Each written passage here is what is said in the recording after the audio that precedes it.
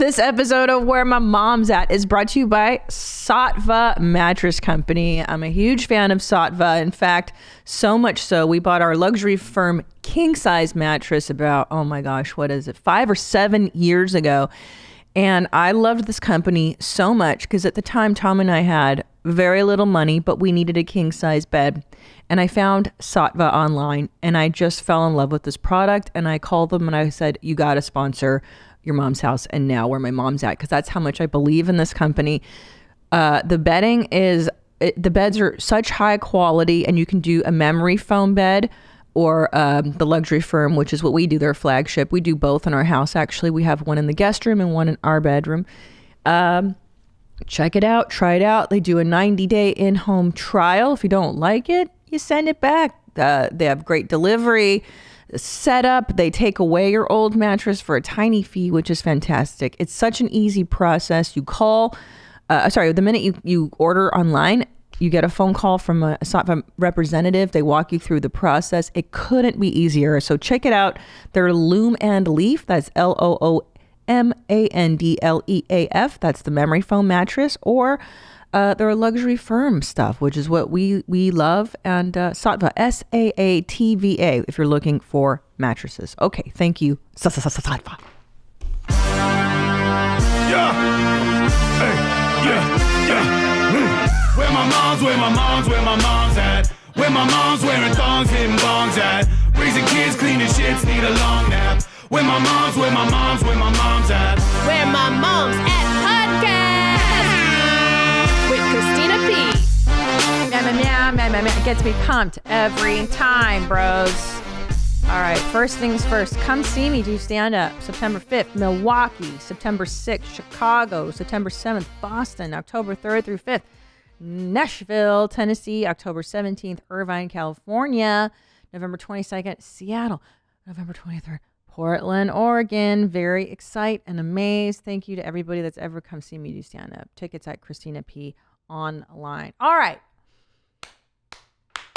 Let's get into stuff. I've got a lot of stuff. First of all, yes, I wanted to give a little shout out again to my cousin Shadi. She listened to the episode with Dr. Drew where I briefly mentioned there was a doctor who started washing his hands and he ended up saving millions of women's lives. And it was a Hungarian. Thank you, Shadiko, for reminding me that our tribe is superior. His name was Ignaz Semmelweis. But this is not a Hungarian name. It's German. I don't know. But it says Ignaz Semmelweis washing his hands in chlorinated lime water before operating. This is the story of a man whose ideas could have saved a lot of lives and blah, blah, blah, whatever. The point is, this guy was working with cadavers. I think this is the story goes. And he was noticing, because they were delivering babies on the same place that the cadavers were, and that the women were dying left and right. So he thought, I know, what if I work on the cadavers, wash my hands, and then deliver babies? And that completely revolutionized stuff. So you guys can thank the Hungarians for that, as well as the ballpoint pen as Hungarian, and Rubik's Cube as a Hungarian. Tom Selleck, his real name is actually Selekas. You're welcome. Oh, and the atomic bomb. We developed that. It was a famous Hungarian rocket scientist in the Manhattan Project. You're welcome. Okay, so thank you for cousin Shadi for that. And then I also have a response. So a while back, I spoke with a mother in Bloomington, Indiana. She's a mom to be. And she wasn't sure if she should go regular hospital or do like doula styles. I have 2 writers from Bloomington. The first one says, I'm a new dad in Bloomington. Your caller should definitely go to the birthing classes at the Bloomington Hospital. They have resources for those thinking about home birth and contacts for all the doulas in town too. They have a 7-week option or the one day 8-hour option. Either one works, and the prices go without insurance. High and tight air day, Matt. Thanks, Matt. Also, this is a great review from somebody named Chelsea. She says, I had my first baby girl 14 months ago at IU Health. I had a really great experience delivering. I'm a pretty no bullshit woman. I don't like being babied. I just want to do the damn thing and safely get my baby out. I felt as though my doctors and nurses at IU Health in Bloomington, Indiana did a great job just getting to the point and delivering my baby Sienna safely. Shout out to Dr. Appling. Well, there you go, lady. I forget who your name, I'm sorry, in Bloomington, but there are your options. There's 2 people from your hometown, and I'm so glad I could help you connect. See how this show connects people? We're just like a town hall. All right, so let's get into it first. You know me, I love my, what, Nadav? My? Now it's time for a round of mom fails. Oh, I had a mom fail. I wrote it down for you this week. You know, I have to say I had some thoughts this week. I always like to bring my thoughts to you. Oh, wait, hold on. That's for the doctor. I was realizing this week that, this is funny. Oh, my son asked me what my vagina was finally this week. That happened. I'm getting out of the shower and he saw me and he goes, "What's that?" And I was like, "It's my snatch, you dummy. You came out there." I did not say that. I did not. I was very loving and I never say that to my kid. I said, that's my private part and you have one too. But I'm a girl. Mine's different. And it was very normal. I just talked to him like a normal human being. So that was that. I gave him a cool haircut this week. Oh, and then anyway, I came to this point that, we talk about the hard parts of being a mom, but I like to talk about the good stuff too. And there is something so liberating after you have 2 children that you don't give a rip about anything. And I think that's like why now I can really make fun of myself for being a cool mom, even though I'm really like you kind of accept your lameness and you embrace your fanny pack and you put it on and you embrace your sparkle shoes. And I don't know, there's a level of like, what's the word I'm looking for? Existential awareness. It's like when you're like, I know I'm responsible for these 2 people. The gravity of it's crazy. I'm going to die. They're going to die. We're all going to die. You kind of loosen up and you're like, I don't fucking care. I'm going to listen to Taylor Swift and I'm going to I'm going to eat Pop-Tarts. I don't care. And it's nice. It's very liberating. So there you go. If that even made sense. I don't know. Who am I? Okay, let's do mom fails. I love it. Mom fails. This one's so gross. Of course, I get a barrage of poop related, which obviously, it's on brand, but this one's great. Hey, Jeans, I have a pretty horrifying mom fail for you that happened after I put my 3-year-old daughter in potty training down for a nap in our brand new house. I shut her door, go downstairs, easy peasy, no fuss. She was quiet for almost 3 hours. Now that's a good nap. I was so impressed. I walk back upstairs to finally wake her, and upon opening the door, I find that she is passed out, half laying on her bed, Donald ducking it without underwear, with brown stain all over her hands, like she had literally washed her hands with it. As I look around the room to find the source, I realize that there is poop mashed into the carpet and smeared all over the windowsill. I cried. Brand new house, brand new carpet, not even a week in the house, and already christened by my child's shit. To top it off, I go to grab her a fresh pair of underwear and find the culprit poop nuggets all nicely lined in a row in her underwear drawer. Oh. So disgusting. But I don't know if you could have prevented that, Has Alice ever done anything like that to you? No. And I honestly think it's because we're so poo-centric and we're always like, are you pooping? What's that poop like right now? Is it stinky? Let me see it. Let's smell it. Like we talk about it so much that it's like he's not interested. I think he's not as like, ooh, what's that? And we've told him like, don't touch. It's yucky. You don't want to get the poo-poo on your fingers because they'll reach into their diaper when you're changing them when they're really little. Like, so you kind of tell them early, like, no touch. But no. But I hear when you change a little girl's diaper that the poo-poo gets in their meow. And you have to clean the poop out of their meows, which is gnarly. I don't like it. So are you glad that you only have boys? Yeah. Oh my gosh, it's so easy. Is it a good trade-off? Like, do they get rambunctious? I mean, having 2 boys? Yeah, it's nice. I mean, yeah, like the level, literally like this, in order to change Ellis in the morning, like he'll spring out of bed and just start jumping and like, and like he'll just start touching my face as I'm trying to change him. And I'll be like, all right, get the wiggles out. Like I'll tell him like, get it out. And he'll be like, are you calm? Yes. Do you ever have daydreams crazy. where you're like, oh man, I wish you were a girl, or I wish I had girls instead, and then you're reminded like, oh no, wait, I'd have to clean their I poo out know, of they're there. meows. That's like the word. I do wish I had calmer children sometimes. Yeah, like cause I'll have my friends come over who do have girls, and they're just petting, brushing Barbie's hair, and everybody's so calm and quiet. And I'm like, really? This is what you guys? This is your thing? But my friend Allie Wong, you guys know I'm friends with Allie Wong, but Allie comes over with her daughters, and we all play. And last time she was like, oh, she's like, girls. I'm sure she won't mind me telling you this. She's like, girls, they are evil. She's like, my older daughter says stuff that makes me cry. I'm like, oh my God. Like, what is that Louis C.K. bit? Like, boys do evil, girls are evil. Like, that's what I hear the difference is. But I don't know. I don't know any different. I'm just used to the chaos. And I'm frankly, I've always pictured myself being a boy mom, though. Like, I used to watch Malcolm in the Middle with that mom who, remember that mom? She was always screaming at them, Dewey. And I remember like 15 years ago being like, that's me. That's who I'm going to be.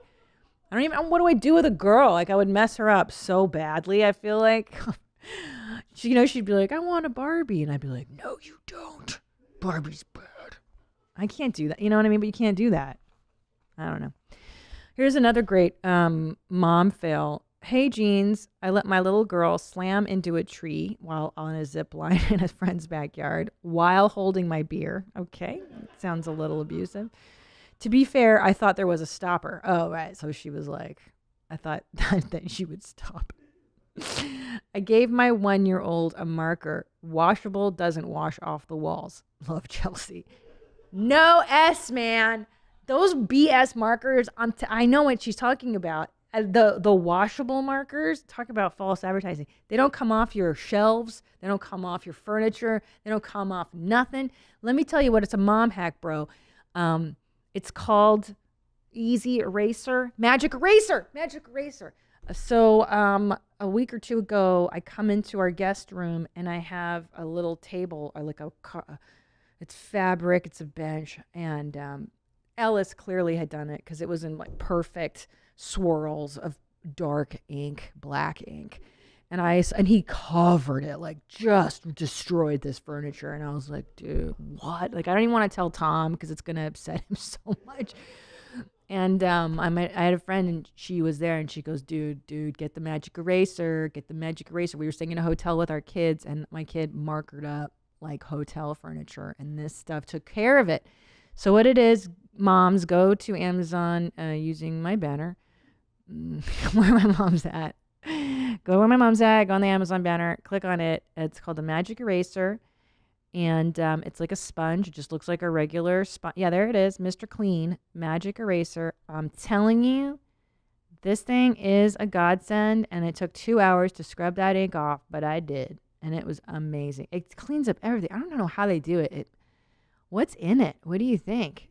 It's like Mr. Clean's nut juices. I don't know. Stupid. It's so dumb. It's a dumb thing to say. I'm so tired. Magic erasers. Yeah. I don't no harsh chemicals added. How was it not? It scraped ink off of a cloth bench. How was there no toxic chemicals?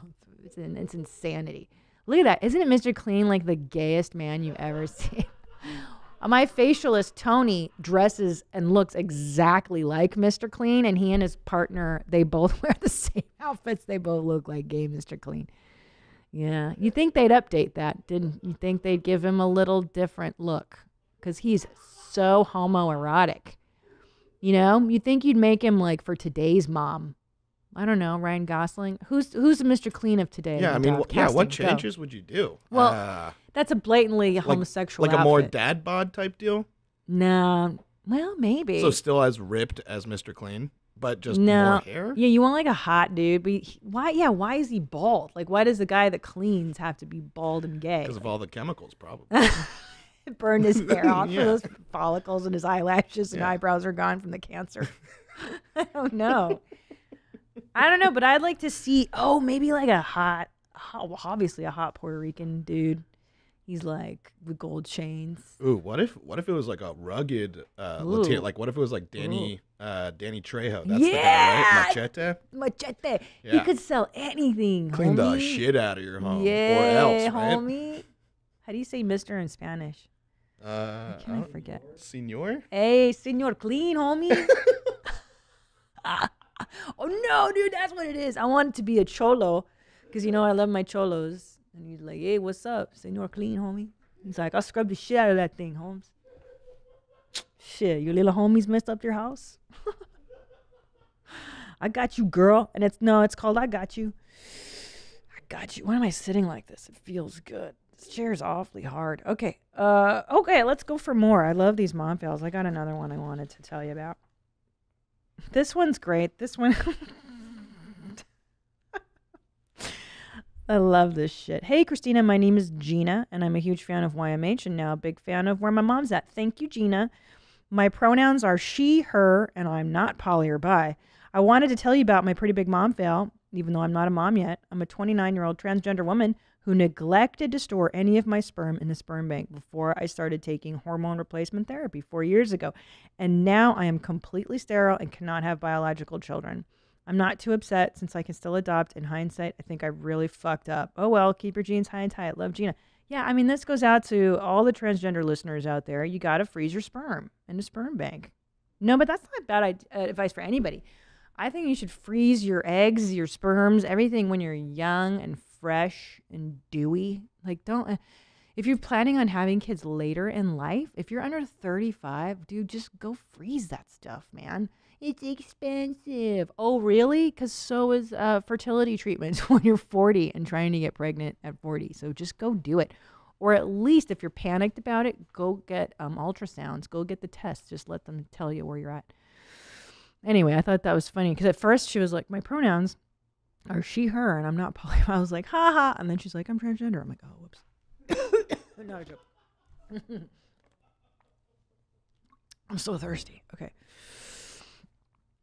This one's pretty awesome too. This mom fail comes from, it says, I have a mum fail to share. She's writing from South Australia. I've been there. New South Wales. Okay. I recently had a mum fail.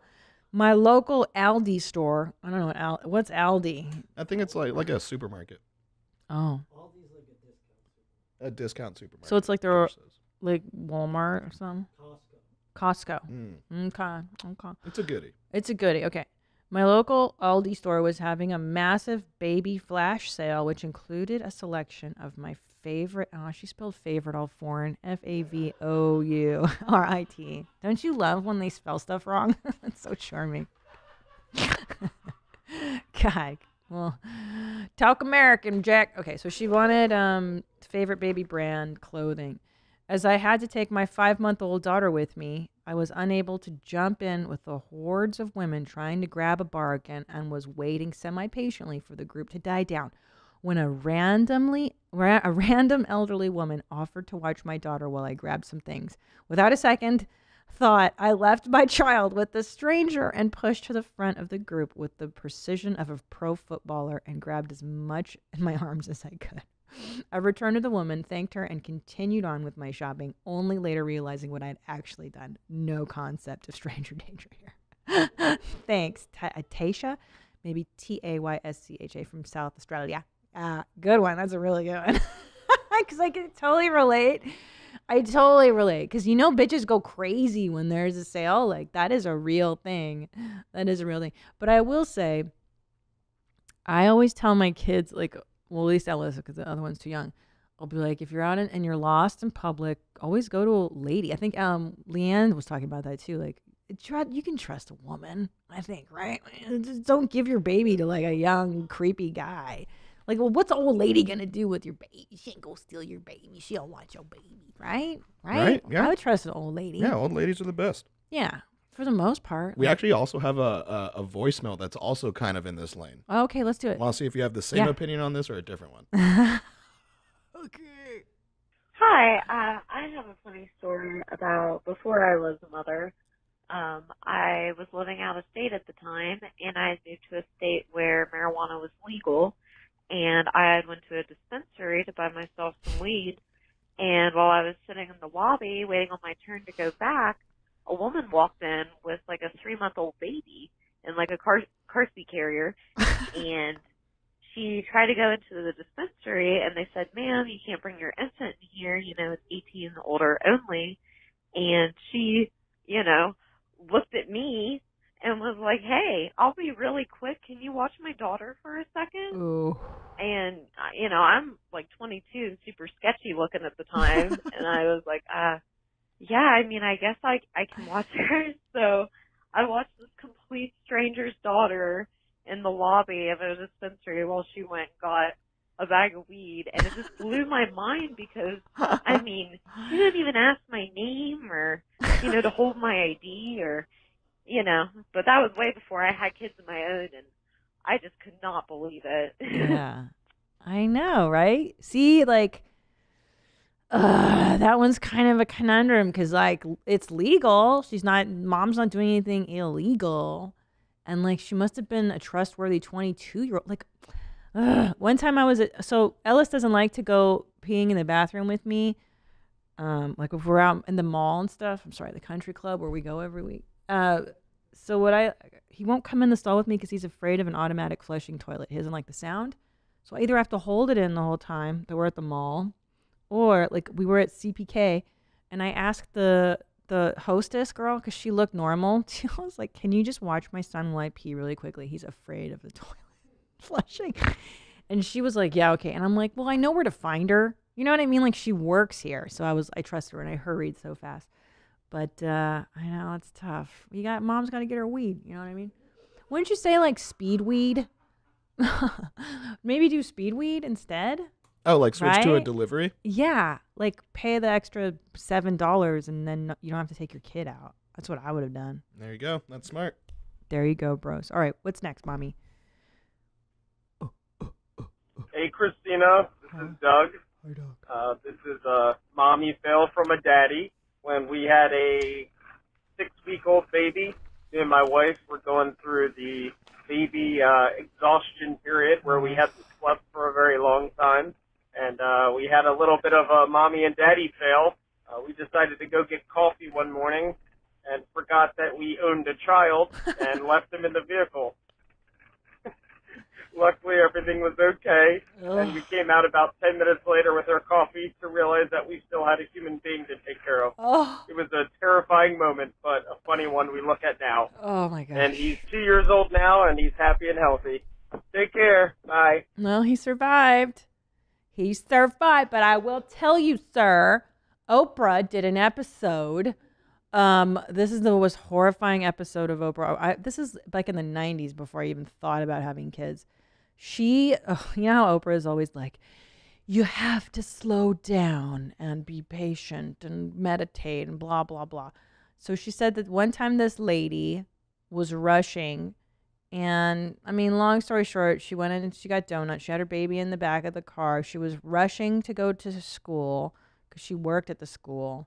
Anyways, it's a horrible story. It was like the middle of summer, and she went to work and left her baby in the car. And it was the middle of summer. What do you think happened? The baby didn't make it. And like that shit to this day fucking haunts me, that woman telling that story on Oprah. And every time I'm in the car with my children, especially those sleep deprived times, I remember being so jacked. And Parker being like, oh, the babies are in here. And now there's a warning in my car that beeps. And it's like, you have somebody in the back of the car because of that very thing. But that is terrible. It's terrible. I hope your baby wasn't hysterically crying. It probably just fell asleep. I hope. All right, what else we got? Hi, Mommy Tina. This is Rebecca up in Boston. The other day, I was driving with my 3.5-year-old who was recently taking showers with his dad. And out of nowhere, he said, Mommy, do you have balls behind your penis too? And I reminded him, no, honey, remember, Mommy doesn't have a penis. And he replied, I know you have balls, Mommy. I saw them. I know it. I know I saw your balls.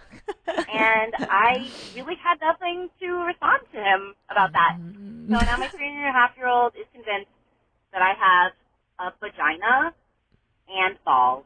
So, that's life with a 3-year-old. Love you. Bye. I love you. I wonder what he saw that he thinks are balls. Do you think he saw her naked and just saw like skin? Maybe he saw the boobs and he was like, those are kind of bally. I don't know. Kids are so funny. I don't know. The other day, Tom and I were laying on the couch with Ellis, and he goes, Mommy, you have a big belly. And then to Dad, he was like, you have a humongous belly. We're like, awesome. Thanks, dude. Thanks. And then the baby was ripping my face off yesterday. No one tells you that, but babies are brutal, man. He scratched my face. He scratches me and then he laughs. Oh, they're just so evil. I was like putting him to sleep. It was a sweet moment. And he was like, yeah, scratching my face. And then he goes, They're so mean. They think it's so funny when you're like, ow, ow, ow, it hurts. And then they pull my hair, and that's what boys do. All right, what else we got, Mommy? Hi, my name is Tamara. When my son was 21 months old and my daughter was 3 weeks old, my husband was going to go back to work for the first time after she had been born.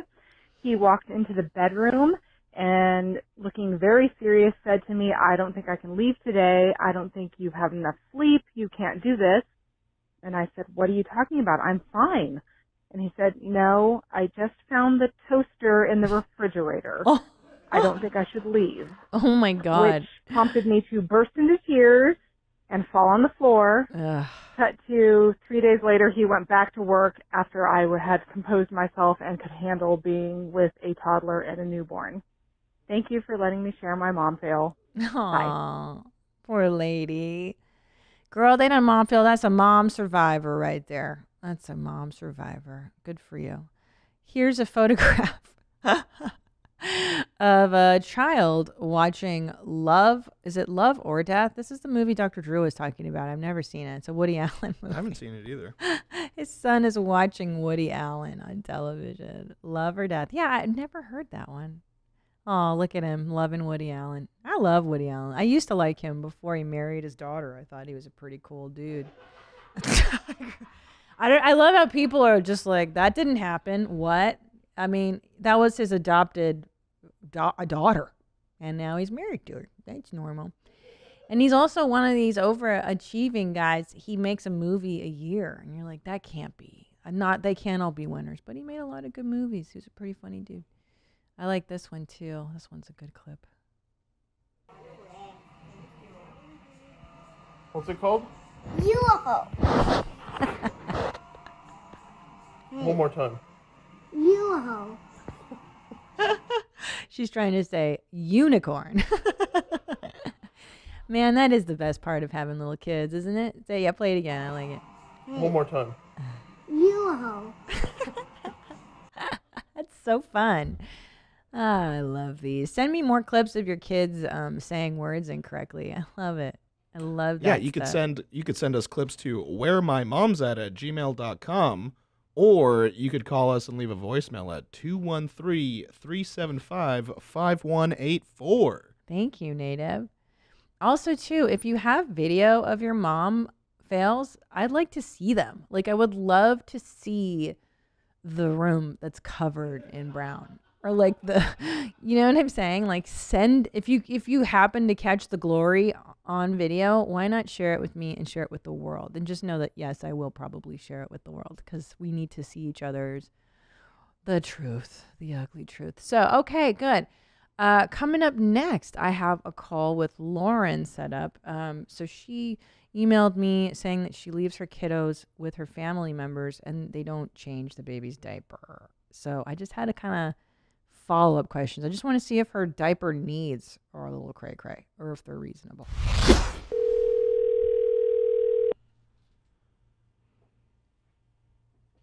Hello? Hi, Lauren. Hi, I'm so excited I get to talk to you. Oh, I'm so excited I get to talk to you. What are you doing? What's going on? What are you doing? Turn off this really loud Baby Shark video for Oh, my favorite. Baby Yeah. Shark Doo Doo. Is it the Trap remix? That one's No, my that's favorite. the one I like. But Baby Shark. She gets disappointed. Baby Shark. She wants to see like the cartoon and everything. Wow. Are you on? Is it you watch it on like YouTube? Yeah, we have like a smart TV, so we just play YouTube on the television. Smart. I like that. I'm surprised Yeah. you allow this to happen. Are you what else is she into? 2.5-year-old, is that right? No, she turned a year July 3rd. Oh. So Congratulations. She's just now becoming a toddler, getting teeth and It's the best. growing up. It makes me sad. I know. And you have another kiddo, right? No, I just have one kid. Oh, sorry. Okay. So No, I just Yeah. have a lot of friends that had kids way before me. So it was like before I had my kid, I had like plenty of experience with my friends' kids. Oh, which yeah. I'm really thankful for because it really, kind of helped prepare me for a lot of things, I guess. Yeah, I was told I had no friends with children, so I'm totally unprepared because all my friends are losers, derelicts, weirdos. Well, we're all old. Right. So you Well, actually, yeah, Mom, go ahead.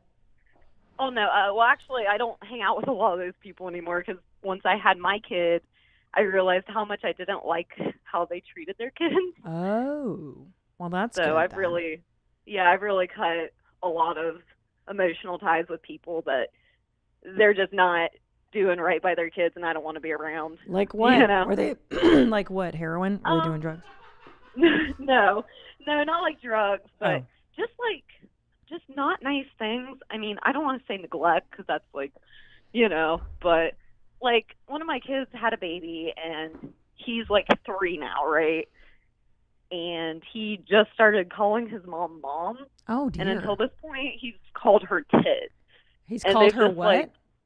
Like tit, like titty. Oh Like, could she no. breastfed him? Yeah.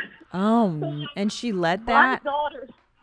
Yeah, and my daughter called me mom before her kid called her mom, and it was Oh like, my god. Where do you something's live? off with Where are these you people. calling me from? Oh, I live in Ohio. Oh. I live in like southeastern Ohio. Okay. I love Ohio. My favorite. Yeah, probably best for you not to. It's funny because I have a real sense of humor, obviously, about parenting and stuff. But I also Right. think there's a line for like abusive things. Like I don't think calling. There's a line where you're like, oh my god. Yeah, like calling your mom tit is probably not good. Like I have a friend, she showed me it. She's like, look at this funny video. And it was her 4-year-old and her like 7-year-old watching a video, and then in that video was spliced in like a ghost screaming, so it terrified her children essentially. Oh And my she was like, God. ha ha I'm an ha. adult and I hate those things. Yeah, and I'm like, she's like, isn't that funny? Ha ha ha, we got them back. And I'm like, this is the worst thing you've ever done. I don't think this is Yeah, cool. that's pretty mean. Yeah, I'm like, this isn't what you trying to get back at them for being kids and being annoying. Like, any Right. hoodles. So Get you back at them for being born. yeah, like it's so dumb. Like this, I hope people don't take this podcast to be like revenge on your kid. The whole thing is that, your kids trigger stuff in you. It's not, they're just being them. Right. It's your well, business. with my kid, it's like I have finally got to do everything that my parents like didn't do with me that I wanted. You know what I mean? Yeah, it's great. And it's like it makes me feel so good. Like, yeah, I'm, doing right. Like, Yeah. And I mean, having like not the best parents at times really like prepares you to be a better parent in the future. Oh my God, it's Because the it's like, best. well, I can't do this. I won't do that. Like, this is messed up. Of course. My kid's So- getting ready to switch into a new preschool room on Friday, and I got him a new haircut. We got like some new clothes. Like I'm like, yeah, I'm so pumped for room 5. I'm more awesome. pumped than he is. Yeah, like my parents couldn't give a fuck about what was going on in my life. Yeah. So I'm just so My stoked to do parents were anything. really like, they were like controlling to the point where it's like, whoa, like please, like you're crushing my spirit.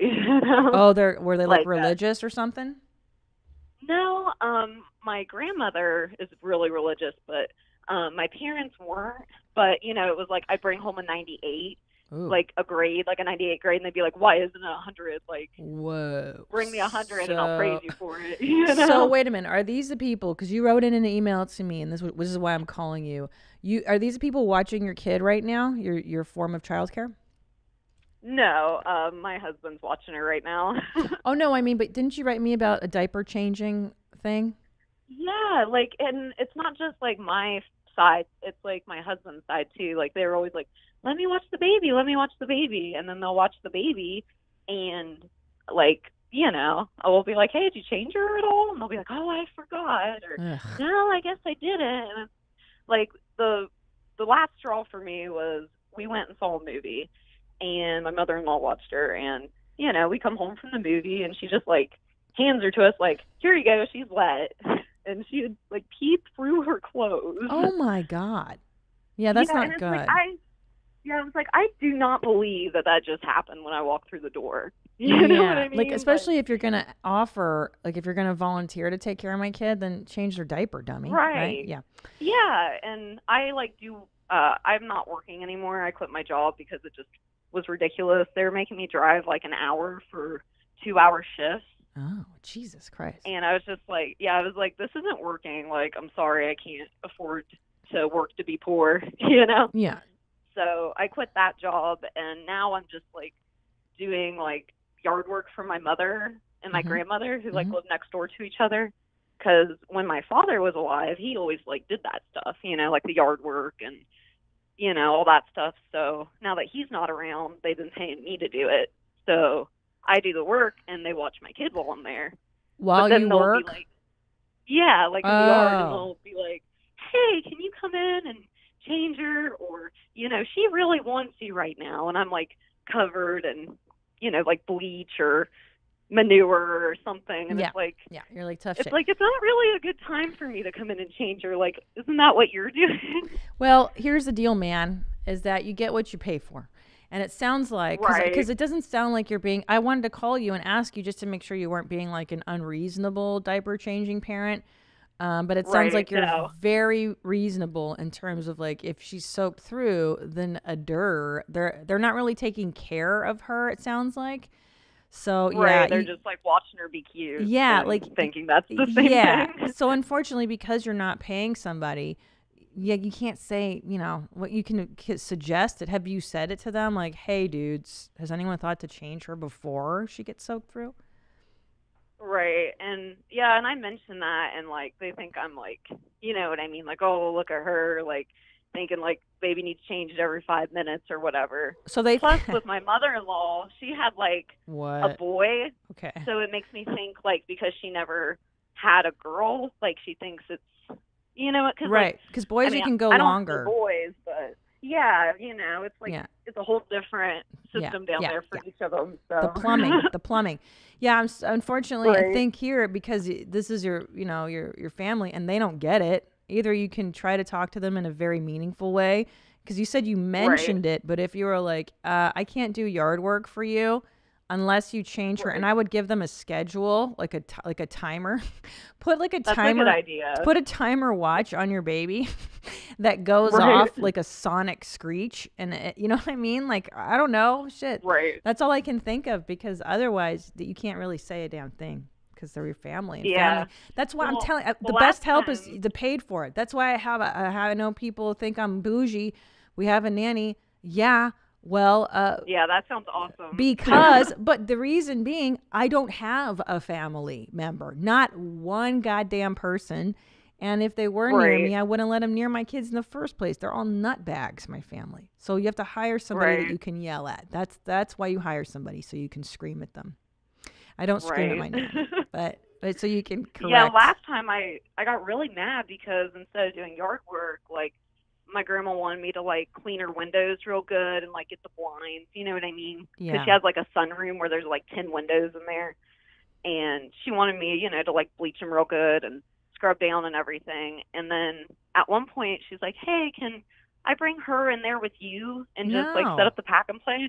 Yeah, I was like, no, dude, like, my throat hurts from this. Like, do not bring her in here. I know. And then she, like, got an attitude because my husband smokes cigarettes, and she's like, yeah, you'll let her around people that smoke cigarettes, but God forbid, like, we get her near the cleaning chemicals. Yeah, like, I have do to you say, hear yourself? Lauren, I hate to break it to you. I think you have a shitty family.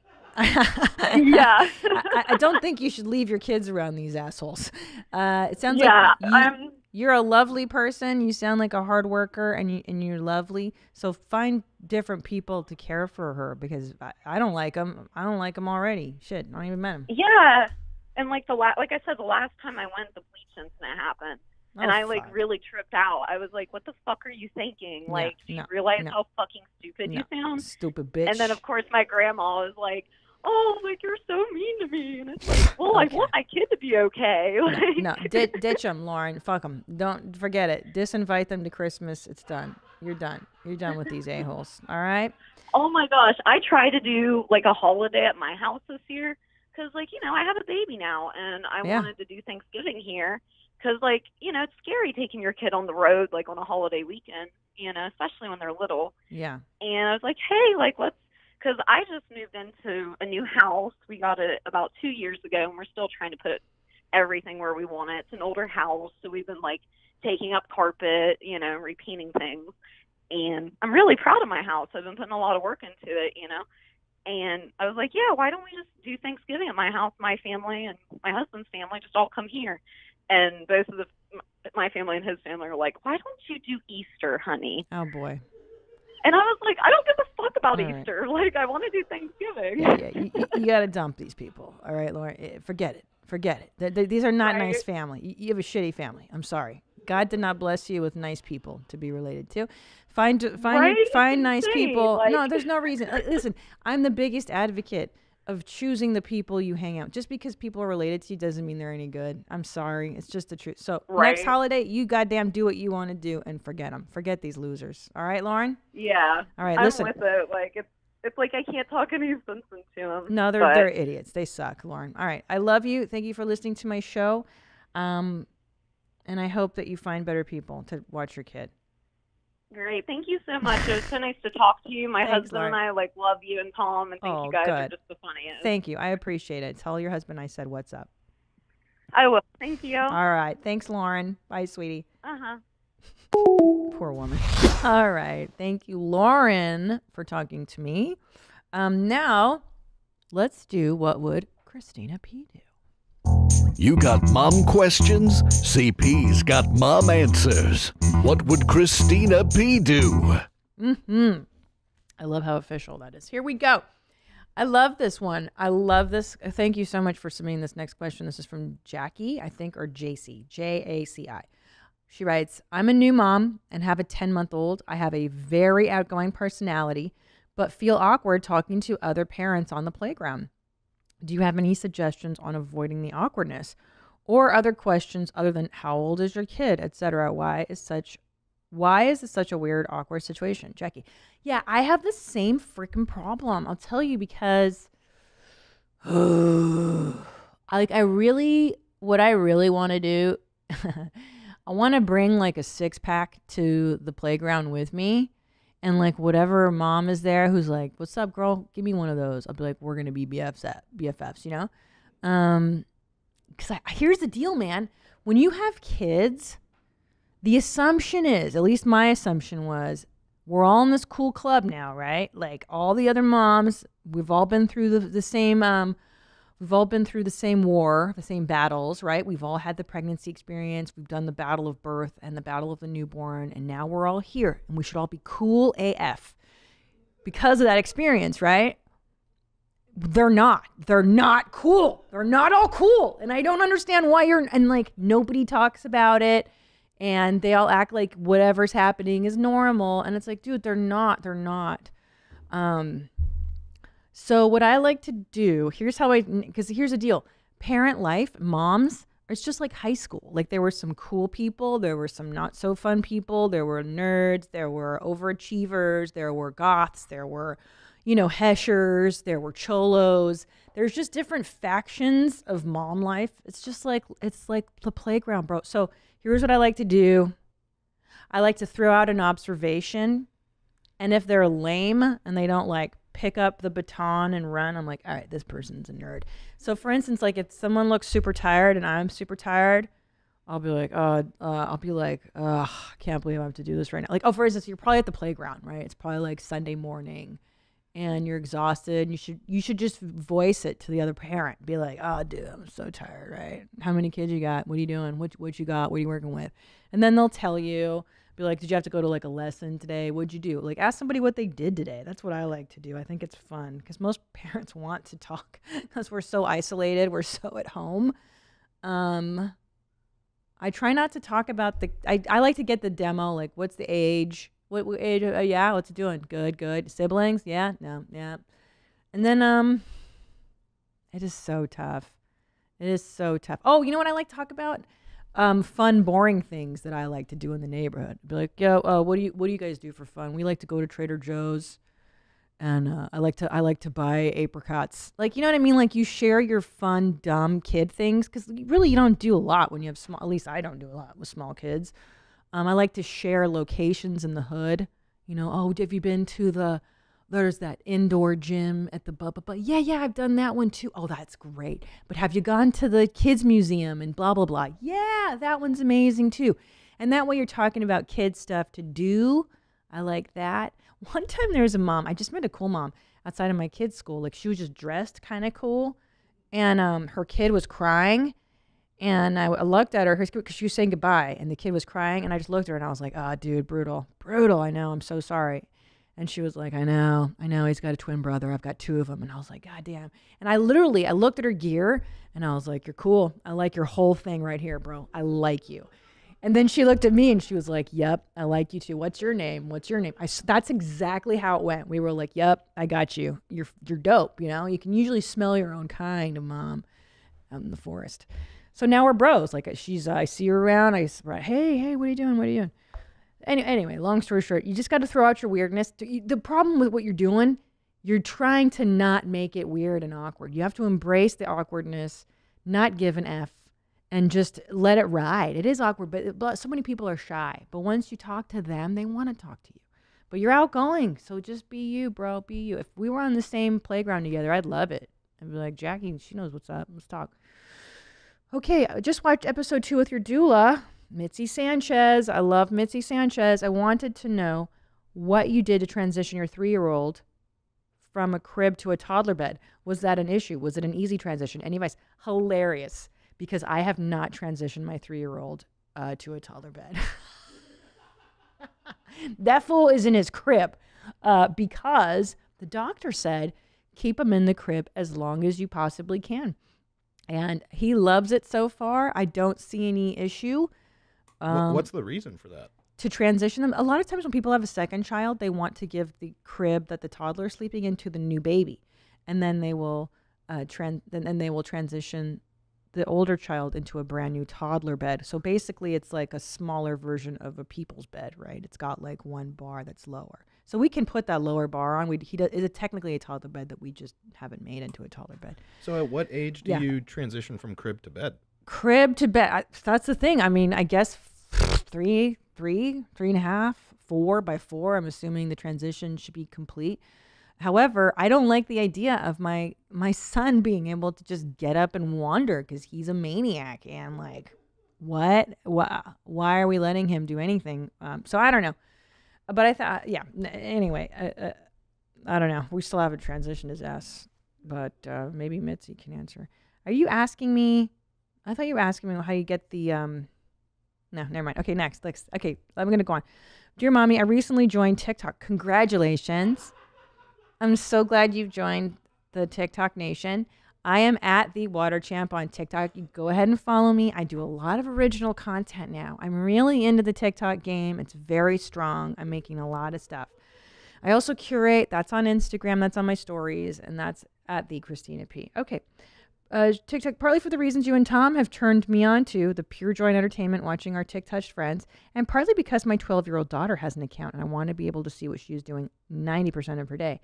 I have yet to partake or really begin any activity. What advice can you give so that my feed will be filled with the wonderful portfolio of work that is yours? Yeah, I'm sure there is a trick. Even my daughter wanted to go to mine because my For You page has different stuff than hers. Please invoke your mommy wisdom so I can be a cool mom.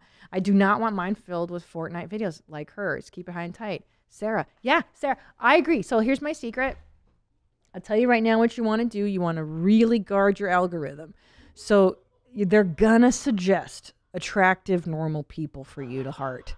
And like, don't like attractive or normal people. You may watch it and then keep it moving. Don't heart it, and certainly don't follow them. That's the rule. I don't even have attractive, normal people on my feed because I've trained the app to only give me weirdos and derelicts and masturbators and scumbags. So, and now I've got this weird new lane of elderly people on TikTok, which is really fun. I can't wait to share with you guys that one. Yeah, just basically guard that algorithm. You know, be careful of what you like because it picks up on it real fast. Okay. I did this. This is too heavy. Oh, this is... Wait, hold on. Talking about... Oh, this one I like. Okay. Yeah, okay. So, dear Mommy Christina, I heard a while back you and Allison Rosen, who's going to be coming on the show eventually, talking about her doctor shopping in terms of knowing up front what kind of schedule they adhere to when it comes to administering the epidural. Like some doctors wait till the 11th hour to give it to you and others are more flexible. Does this ring a bell? Yeah. God, I hope so. Hoping with this pregnancy and motherhood stuff, I can try it out soon and dying to recall what you said to mention to the doctors when I'm consulting with them about pain management. Keep them high tight. Lauren, yeah, everything. Is it fucking... Listen, for those of us who do epidural, I know a lot of you do natural and that's amazing and kudos. But if those of us who want to do epidural, you got to do it the first time you meet that doctor. You say, when do you give the drugs? When do you give the drugs? It's a very... When do you give it to me? I had my doctor trained on a mantra. This is not even a joke. My husband would make fun of me. I say to my doctor, when do you give me the drugs? And his response was, whenever you want. And I would drill him and I would go in by like the 9th month. When do I get the drugs? Whenever you want. Great. That's the answer you want to hear. Okay. Ask, because a lot of doctors have different policies. Some will make you dilate to a certain number and then give it to you. Now, they do want to make sure that you're far enough along with your contractions because the epidural, I think, can slow down, in which case you're going to be comfortable with Pitocin because they're going to give you drugs to keep those contractions going. But they want to make sure you're actually in labor before they give you the epidural. So there's a reasonable amount of time. That's what he would tell me too. Also ask, where's the anesthesiologist? Okay, ask at your hospital, where is that guy or girl? Where is he located? Meaning, if I'm in labor and I'm in pain and I'm ready for that epidural now, sometimes they have to go call the anesthesiologist and he's 2 hours away. And by the time that guy makes it to you, you're in 2 hours of suffering already. So ask, where is this guy? My guy lived in a room at the hospital, literally was on call in a closet, like a broom closet. They showed me, I go, let me see it. Where is it? And he sleeps there. He's on shifts, right? The anesthesiologist. So, hey, where's my epidural? 15 minutes. He's coming. So ask. Also, ask for the nice room in the hospital. Believe it or not, sometimes your insurance will cover an upgrade. I called mine the Four Seasons suite. I said to my doctor, too, when I get the epidural, whenever you want, and I want the Four Seasons suite, which is just like an upgrade. It's like the same shit as everyone else's, except it had like 2 beds in it or something, so my husband could sleep. Ask for that stuff up front so you're not caught in pain for hours needlessly. Okie dokie. Oh, hold on. Oh, this is a great question. I've been wanting to ask this forever. Hey, Christina. My sister's very pregnant with her 2nd child, and I want to give her a gift to make the days after giving birth less awful. I'm buying my nephew a gift to hopefully help with any feelings of being left out when his sister arrives too. But what do you think would be a nice, hey, I know you get 0 sleep and your life kind of sucks right now. Here's something to help gift for an exhausted mom. She likes yoga and organic, local, blah, blah. Okay, listen. Yes, bring a gift for the other child. Very smart. I like your intuition, Kay. However, the new mom doesn't need a lotion, or she needs alcohol, maybe a bottle of wine. But other than that, she doesn't need any organic yoga, nothing. Don't waste your money. You know what she needs? A home-cooked meal. Bring her her favorite meal that she doesn't have to cook, that you've made with love and care. A hot meal. Clean her house for her so she doesn't have to think of that. Go over there and take that baby, the newborn, from her for a few hours so she can get some sleep. Those are the things I think that mean the most to a woman when she's just had a baby. Clean the house, bring food, or take the baby from her for a few hours if she trusts you to do so. I don't know if you're a boy or a girl. I don't know. Anyway, that's what I say. This one's my favorite. We didn't do this poly parenting, did we, last time, Nadav? I don't think so. I don't think so. I think we just read it and talked about it between us. Okay, this person writes, "Hi, Christina. I'm a big fan of both you and Tommy, Jeans for Life. Thank you. I know I would regret not sending this email." Okay. Anyways, I'm a 30-year-old male that lives in Utah, and about 7 months ago, I impregnated a woman who is married in an open relationship. It's been an interesting 7 months. No kidding. My question for you, if you have any advice on the matter, is, do you think it's possible to raise a baby with the 3-person co-parenting situation? If so, how do you do it successfully? The baby is due a month from when your podcast comes out. Any advice would be greatly appreciated. From Christopher. Christopher, how the fuck would I know how to raise a baby in a 3-person polyamorous co-parenting? Who do you think I am? I just make fun of these people. I don't fucking know. I don't know, but it sounds like your life is so complicated. Your life is too complicated, my love. Christopher, I love you, but goddamn, this gives me so much stress. Is it possible to raise a baby with a 3-person co-parenting? I don't fucking know. Listen, all I know, here's on the real though, I don't know. I imagine it's probably pretty confusing to a small person to be like, hey, mom and dad are swingers or whatever you guys are, and dad knocked up mom's friend. I don't fucking even know who impregnated whom. I will say, Google for meetups. What are you talking about, Native? Well, you know, I'm sure that there's other people that are poly and that are in a poly co-parenting situation. You know, there's probably not, breaking ground with this. There's probably other people that you could talk to. Like, how do you do it? That's true. And also you're in Utah, which not polyamory, but polygamy is a deal. And I know I talked to some Mormons. They told me the deets. They said that it was because back in the day, the Mormon men were being executed, persecuted. And so they would wife up a lot of bitches to help care for the kids. I don't know. The point being, I don't think it's terrible that a baby has more than 1-2 people loving them. Is that a crime? Now, explaining your pervy, weird love life, that's another thing. I don't know.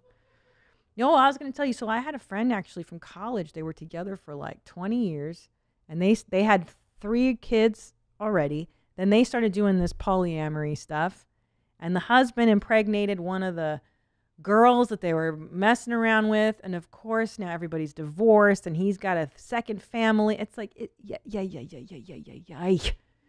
You know what I mean? What are you doing with it's too much. It's too much. Use birth control. Enough. Who's got time for all these families? Get the F out of here with this nonsense. All right, here we go. I have, this one's great too. I love this question. Christina, longtime fan, first time mommy to be. I was wondering if from this point on, my browns will ever be the same. I can't seem to find a balance between diarrhea and constipation. I've heard stories that just convinced me that after birth it will remain. Also, my biggest fear and eye-opener is that this little shit growing inside of me, baby, not fecal, will grow up and be my age one day. It will be a grown human with thoughts. Totally ready for that. Much love to you and your family, Morgan. Yeah, I know. Isn't that weird? You know what's so weird? I forget, is it Nikki Glaser that has that joke? She's like, oh, look at my little baby, Steven is one day just going to be like, yeah, there's Steven, like with a hairy chest and hairy nuts and like a smelly ass. Like he's just going to be a dude one day. I think about it a lot. Or I'm like, oh my God, these guys are just going to be gross dudes like everyone else. Will your brown? Yeah, I think your browns should go back to normal. I mean, it sounds like you have IBS. Because you're going from diarrhea to constipation? I don't know. My browns got normal pretty soon. I mean, I did have a episiotomy, so like I couldn't hold my browns very long. But after that, it's gone now. It's normal. My browns went back to normal, so I don't know what to tell you, girl. But yeah, your progesterone, I think, makes you constipated. So I know Dr. Drew has gotten questions like this before. And oh, yeah? He's always said like to go, do probiotics. Oh, yeah. Get a bulking agent fiber, up in there. Metamucil. Drink your Metamucil. That stuff works. However, be careful about the timing of the Metamucil because it works, like 6 to 8 hours later. So don't take it like late afternoon because you're going to be up taking a deuce at like midnight, bro. So you may want to drink that Metamucil like first thing in the morning so that you're browning in the afternoon. Just be cognizant of that.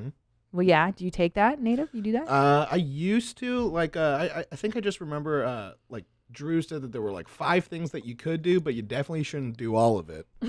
Because then, you know, you'll have a real brown time. Oh, you don't want to do but that. I think he said, like, do like 2 or 3 things. So, like some psyllium husk, I think he recommended. And, yeah. Yeah. All right. Oh, what if Ooh, we have a voicemail. Oh yeah, let's do it. Let's do it.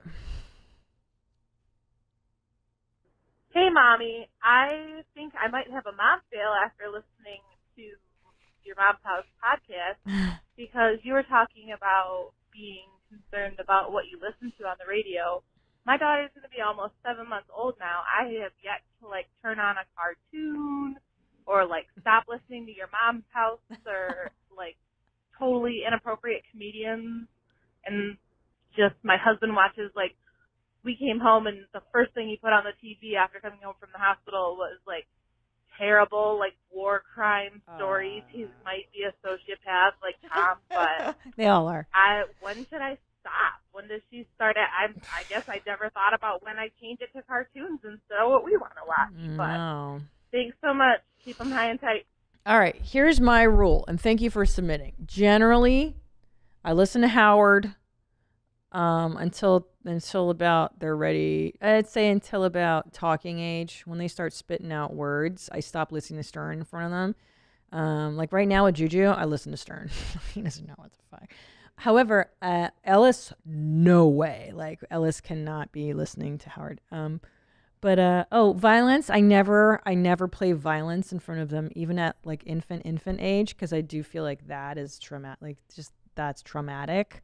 However, like an F-bomb or a dirty joke, I don't think that's gonna scar. But we had Katie Morton on the show, or she will be on the show. I'm not sure where we are. She says by the time they talk is the time to kind of taper that off. Yeah, there you go. There you go. Good for you. I love this little millennial. Hey, Mommy. So, my name is Lauren. I'm originally from Alexandria, Virginia. I'm 18 years old, by the way. I recently moved to Sacramento, California for the summer before I start college, but I have no friends currently, and I just sit at home and watch videos all day on YouTube and freaking Netflix and Hulu. So, I need some advice on how to make friends from a skilled mommy. So, super excited to see you in Oregon. Keep making great content. Love you. Thanks for you guys. Bye. I love this girl. I love this little girl. My little millennials. I do love you guys so much.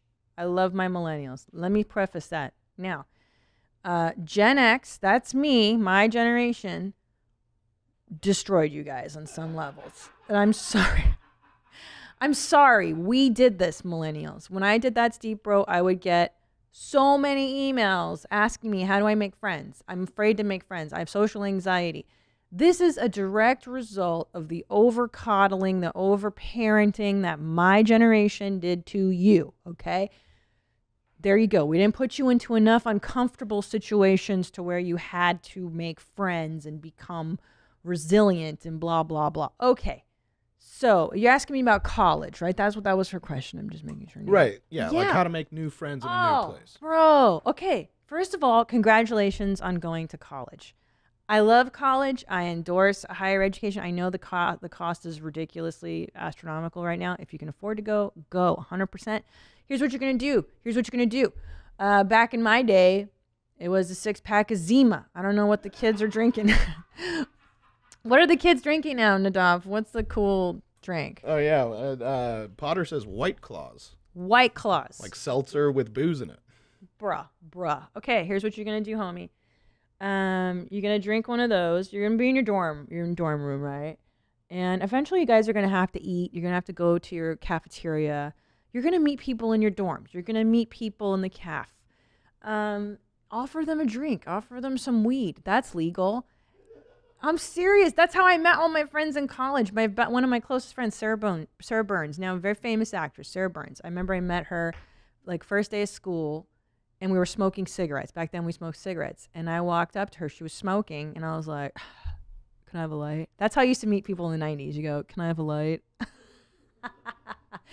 Or I'd be like, do you want a Zima? And that's how you met people. You bum cigarettes or you would ask for a light. And then I remember she had on like a cool pair of denim overalls because back in the day, everyone had on their denim overalls. And I was like, cool overalls. And she was like, I like your shirt. It was like a Bauhaus shirt. And we were like, cool. And that's how we started talking. Hey, have you had dinner yet? No? Oh, let's go to the cafeteria. I hope you're living on campus. That is everything. Sorry, I should back that ass up. If you're living on campus, meeting new people will be very, very easy for you. You're going to make friends with your roommate, most likely. That bitch is going to know someone down the hall who's got weed, or that she's going to know someone who's got a party. And then you're just going to meet people through people. So try not to stress too much. You know what you can talk about when you meet somebody? Podcasts. Meet somebody, maybe the person's wearing a shirt of, I don't know, Theo Vaughn or whoever the fuck, or us, your mom's house or whatever. Oh my God, I love podcasts. You love podcasts. Find somebody with common interests and start talking about that. Find someone that looks cool, right? Like my friend Sarah, I liked her gear. So I was like, that chick's cool. Same with the cool mom at preschool. That chick's cool. You find the person that looks like they're going to be simpatico. And you fucking talk about bullshit. Hey, oh my God, did you go to orientation? I know how super lame was. I was so embarrassed. Oh my God, whatever. Common interests. What's happening in the world. Let's just talk about what's happening in the environment. And then you have a little drink and you loosen up and you share. Ask people about themselves. They want to talk about themselves relentlessly. Ask them, where are you from? Where do you come? What are you going to major in? That kind of stuff. People always want to answer questions about themselves because nobody talks to anybody anymore, millennials. It's my fault. Okay. What else we got, Mommy? I think we have a call coming up. Okay, hold on. But first, let me do one more of these and then we'll go to Steve, okay? Sure. Okay.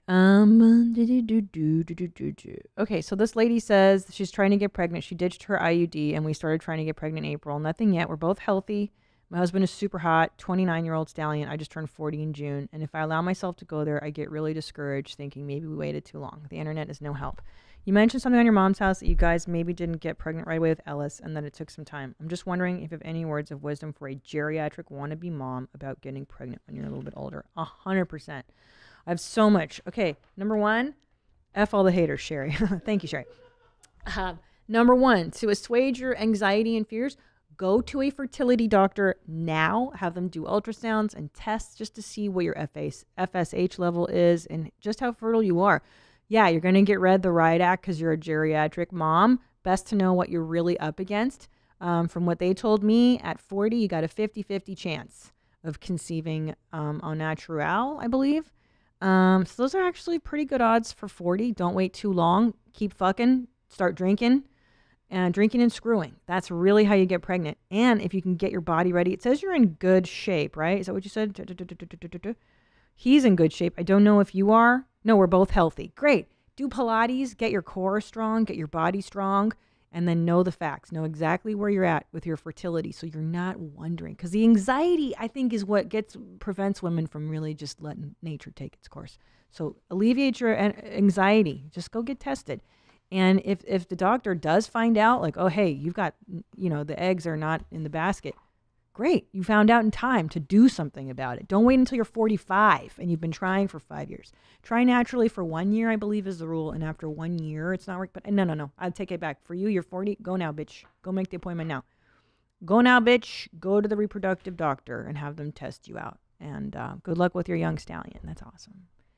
Okay, now we're going to do a call with this guy, Steve. I was sent a wonderful email from his friend.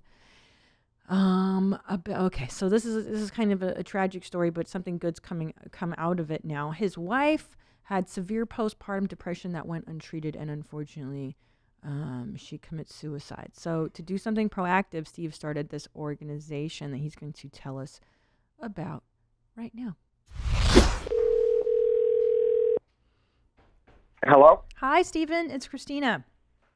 Hey, Christina. How you doing? Hi, good. Thank you for making time to take the call. I know I'm sorry we were running behind today. Absolutely. So I would love for you to just tell me a little bit about the organization that you are with and what it's all about. Okay, so I I guess I'm the president and founder of the Alexis Joy Foundation for postpartum depression. And basically, it came to be out of, my wife's and my, struggle to find help when she was going through it. And she was diagnosed with PTSD from a traumatic birth. It was a code blue delivery. Oh my gosh. And it was kind of like she held it together for the first 2.5 weeks when we got home from the hospital. And this was back in, 2013. Her mom was with us helping out. When she left, she was really unraveling. Really, really, each day became progressively worse than the previous. And every morning started with her at the end of the bed crying and calls to, crisis hotlines and, debating whether or not we should have mobile units at the house. And then it was what are the neighbors going to say if there's a mobile unit outside of the house? And just all these, so her story really encompasses almost every area of perinatal mental health and just all. So we saw the letdowns in every area of it. And so she came home after our daughter was born, and she basically was convinced that she had damaged our baby and that her first act of motherhood with our very first child was hurting her child. And it was something that, the last almost 6 years of advocacy work and sharing our story, and, I've learned a lot more. And it's normal. Lots of moms have these thoughts, have these feelings. I don't think anyone fully is prepared for childbirth. I think both mom and dad leave the delivery room. I don't even know if there's such a thing as a non-traumatic childbirth. Right, 100%. So there's a lot of problems. The conversation has to change around childbirth, and we need to be more prepared. And men need to be the bar needs to be raised on what it means to be a good husband and a good father. Well, that's a good point, Stephen, because I think a lot of times the man feels very helpless when they see their spouse might be depressed, or maybe sometimes the spouse is pretending like they got their stuff together. And so what can men do to help? And what I've found over the last 6 years with the success of our foundation and sharing our story is, more men reach out to me through social media or however they contact me, than women. And I know that men want to do more. It's just for generations we've been excluded from the pregnancy process for so long that it's actually abnormal if we participate with doctor's appointments. I think I met with an OB a couple weeks ago, and he said 5 to 10% of dads. There's 40 weeks, 10 months to establish relationships with OBs during pregnancy. And if we're a bigger part during pregnancy, I think the outcomes would be better postpartum. And so that's kind of where everything is going. And then me being a single dad, realizing if I go to the park with my daughter, all the other moms that are so prepared and have their first aid and snacks and drinks and, everything. And I'm winging it with my daughter. Wherever I go, she goes. And, if I'm at the park with her, a lot of the women there with their babies are going to say, "Oh my God, you're such an amazing dad. You're so this, you're so," for being at the park with my kid. Or shouldn't we all be? And, and they're praising me for doing certain things with my daughter, but they're not lifting each other up either. Right. They're not telling the other mom, "You're doing a great job. You're an amazing mom." Right. It's expected. They're supposed to be doing it. And so I just think today's, world we live in, most houses are, both parents are working. And if mom can work and get to the doctor's appointments, and why can't dad be a part of it as well? And I think, I don't know if I finished one of my thought. And I think that OB said 5 to 10% of dads go to a doctor's appointment outside of the sonogram. I mean, it's weird if you go. It's kind of like so the conversation needs to stop. And so basically I'm rambling here, but the foundation, my wife took her life on October 8th, but didn't pass until October 10th. And so she sat in 2 days of intensive care, 2.5 days of intensive care. And I knew she wasn't going to make it. Her neck was broken. And It was just a waiting game, and it was the worst, 2 days of my life.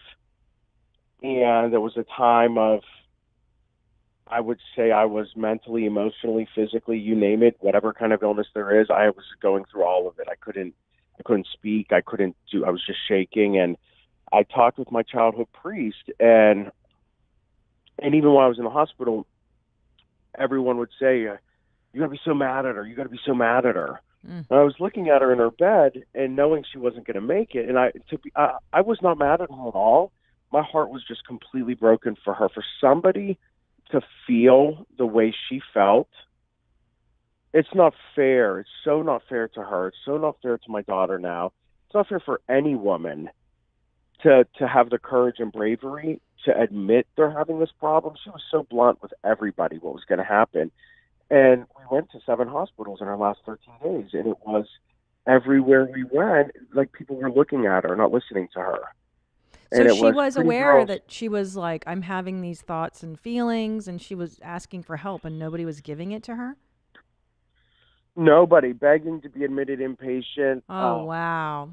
But it was always, you're not like them. You're not crazy. Look at you. I mean, on our 4th wedding anniversary on October 3rd, we left an emergency psych room, and, we were in a glass room that locked from the outside. Once we got in, we couldn't get out. On one side was the inpatient unit. On the other was, freedom. She was begging to be on the, on the other side, admitted. And there was a social worker talking to my wife, and I'm going, Doc, like, how do I keep her safe? What do I do? Oh. And his response was, it's, women like her would never commit suicide in a sloppy way.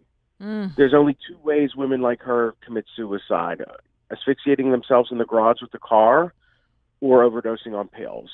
So as long as you get the pills out and keys out, she's going to be fine. And here I am, naive enough to believe him. And so that's what I did. We left. And, she's not crazy. So look at her. She's educated. She's pretty. She appears to be, financially secure. She's religious. Like, they were just finding reasons why she shouldn't get the help she needed, or things that she could hang on. It was like, and the only reason why she lasted as long as she did was because she feared that she would go to hell if she took her own life. But she just didn't know how to get out of her own head. I mean, her anxiety was so paralyzing. So she ended up with PTSD, which kind of progressed into PPD, and then from there came just the worst anxiety I could ever. If you saw her, you would get anxiety just looking at her. She would just grip her throat and rub her chest and back away from you as you talked to her. Wow. And it was just horrible to see her in this place, and she just couldn't make it stop. And then from there, because there's a shortage of psych doctors nationwide here, 2 to 3 month wait. And then if you want a perinatal mental health professional, you're at a 5 to 6 month wait. Oh, that's crazy. It's like, this doesn't make sense. And so right now with our facility in Pittsburgh, we're priding ourselves right now. The lines have been really crazy since Chrissy Teigen kind of endorsed our program, and we're getting calls from all around the country, but we're right around 48 hours to get in and see a perinatal mental health expert. So I really think it's a model that needs to be copied around the country, and what we offer women here in Pittsburgh. I truly, there's a couple facilities around the country, the Motherhood Center in New York, and Chapel Hill has an inpatient program, and New Jersey has one, but it's so far and few between. And so I really like to think when, in 2013, when we were going through it, my wife was, got the exact experience that moms all over the country get, which is go home, you'll be fine. Go take a walk. That's what my friend Alyssa heard. You just need to take a walk, hike, go for a hike. Yeah, and so, but how disheartening for somebody that actually isn't suffering in silence, that's looking for help, begging for help, to always be, in our case, 7 places in 13 days, and everyone said just go home. So it's no wonder, it really is no wonder why suicide is the leading cause of death in women in this country the year they have a child. Ugh. The leading cause of death. It's the biggest complication in childbirth. We offer services for women with gestational diabetes, preeclampsia, whatever, you name it. there's something. They're not told to go home and this will pass, Yes. which was what my wife was always met with. And this is the biggest complication. Twice as many women will be diagnosed with postpartum depression or perinatal mental health issue as breast cancer this year. So, it's like, let's use our voices to shine a light on this, to demand change. Because no woman should feel like my wife. No woman should be turned away when they find the courage and bravery to admit they're struggling. Until we do what we need. And it's so important to recognize that this is not a women's health issue, that this is a family health issue. Yeah. And anyone that would like to say that, differently, I'll be happy to tell them how it's affected me, happy to tell them my daughter's turning 6 at the end of the month, the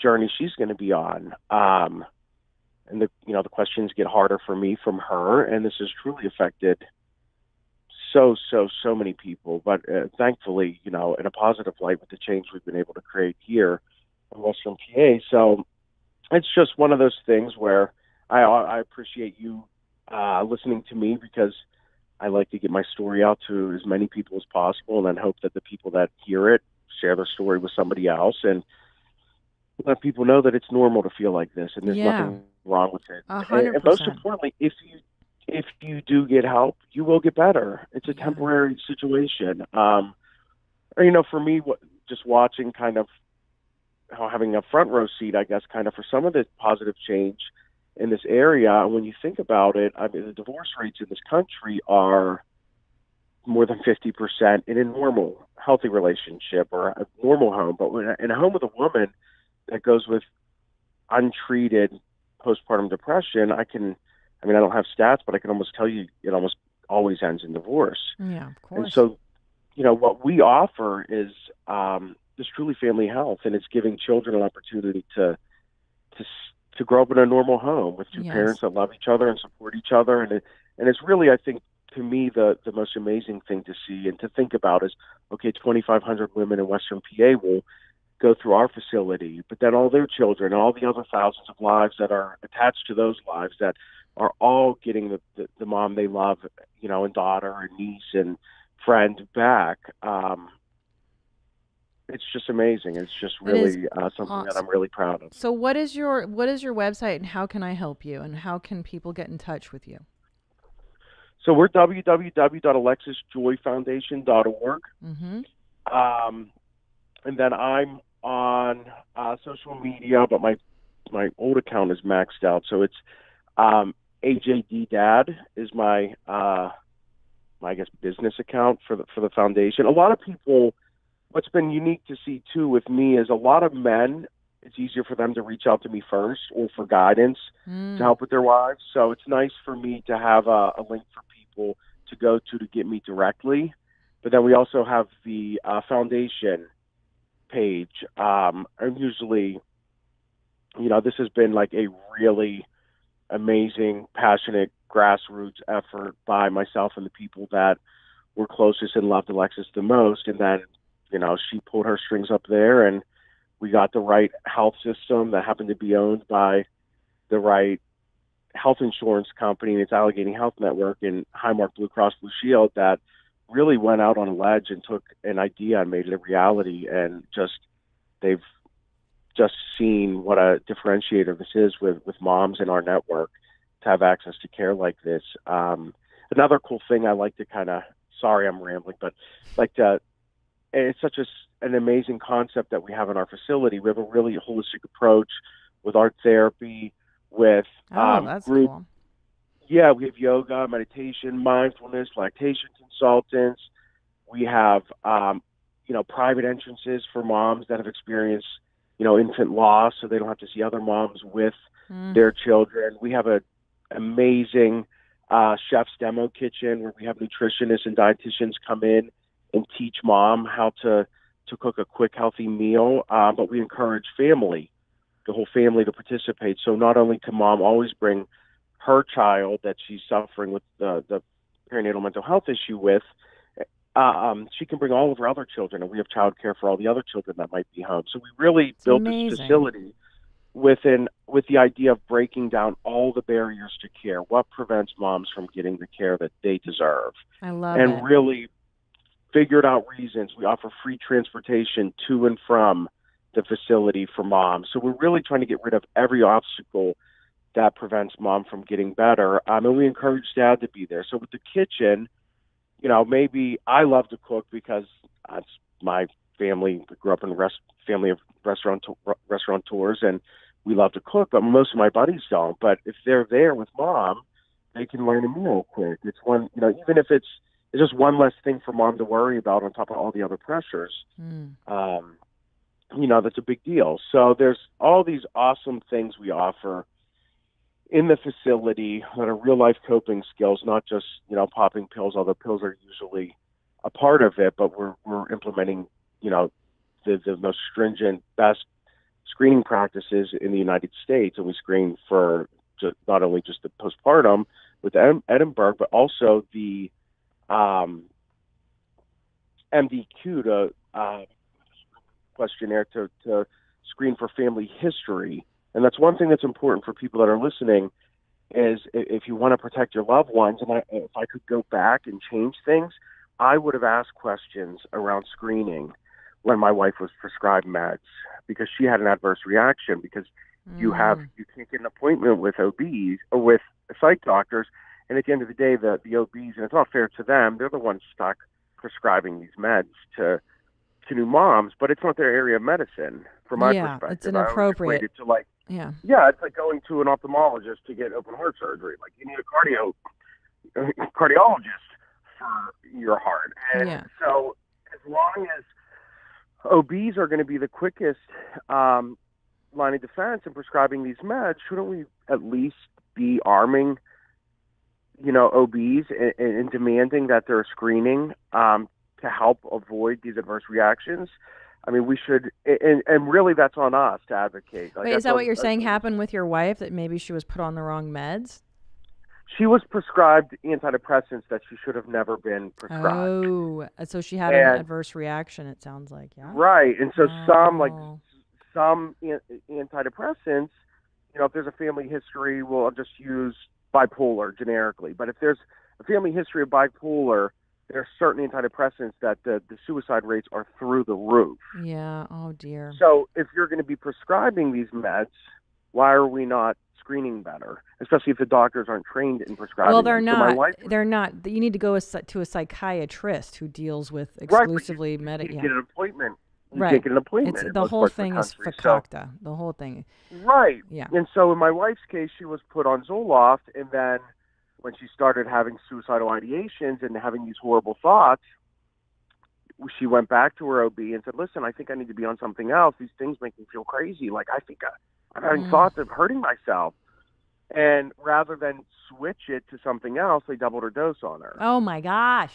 Yeah, so well, then she's telling me, like, I need to be off these. And me, having no clue, like most dads, I'm saying, no, you got to trust the doctors. It's going to take 2 weeks to kick in. It's going to, you know, and then on the morning of the second week of the 14th day, she was gone. Oh, I'm so sorry.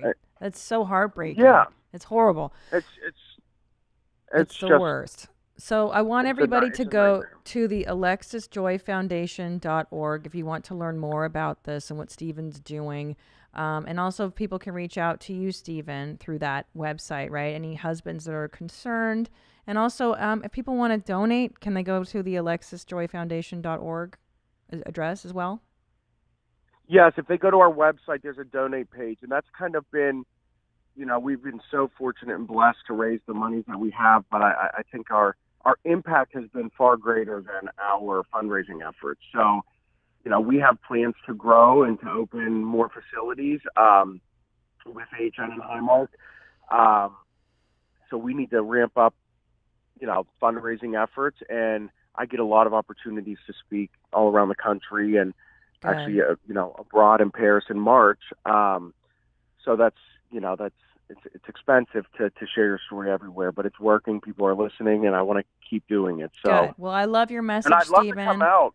Yeah, come if you're in LA. I'd come love to here. Come out. I'm going to be out in February. You know, great. So I'd love to circle back with you. Come and to the studio. We're going to start some I think we're going to have a pretty powerful campaign from the foundation centered around fatherhood. Good. We're in the beginning stages of it, but I'm excited for it. I love it too. I love it. Well, thank you so much, Stephen. I know you said you had to jump off around this time. I really appreciate you taking the time to talk to us. Again, guys, alexisjoyfoundation.org. Thank you again. I appreciate it, Stephen. I'll see you in February. I appreciate you too. Thank you so much. All right. Take care, sweetie. Bye. All right. Bye.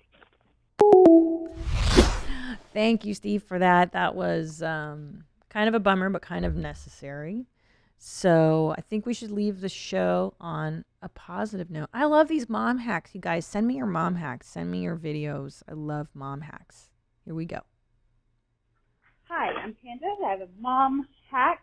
You should always dress in layers because you never know when you're going to have multiple layers you went through because of diarrhea. Whether it's you went through the first set of your underwear, then you're down to commando, you're going to need a scarf to get through the pants, to wrap around and make a makeshift skirt. And after that, good luck if there's any wind. Good advice. Thank you. Sound advice. Layers, bro. That is so true. Layers and extra wipes. Always have. You know what I did? I made in my car a sanitation station. I went to Target with the kiddos, and I put a bunch of hand sani and wipes in the console. So it's my sanitation station. Have you had to use it before? Hell yeah. Every freaking day. That's all they do. Their hands are always sticky. Face is covered in chocolate. Every time we get back in the car, I sanitize my hands, his hands. It's pointless, but yeah. So would you be able to count the amount of times that sanitation station has helped you on one hand, two hands, or countless times? All the hands and all the toes. Sanitation station. You got to do it. It's pointless, but you got to do it. You got to do it. You got to do it. All right. All right, guys, that's been another episode of Where My Mom's At. Please send me videos. Send me voicemails. Emails are great, but I like to see your beautiful faces. I love to hear your voices. It's so much more fun that way. Send it to wheremymomsat@gmail.com. The phone number is 212-375-5184. Again, 213-375-5184. Okay, guys, thank you so much. Have a great mom week. Hang in there, ladies. Good news. It's almost the holidays. All right, bye. Where my mom's at. Where my mom's wearing thongs, hitting bongs at. Raising kids, cleaning shits, need a long nap. Where my mom's at.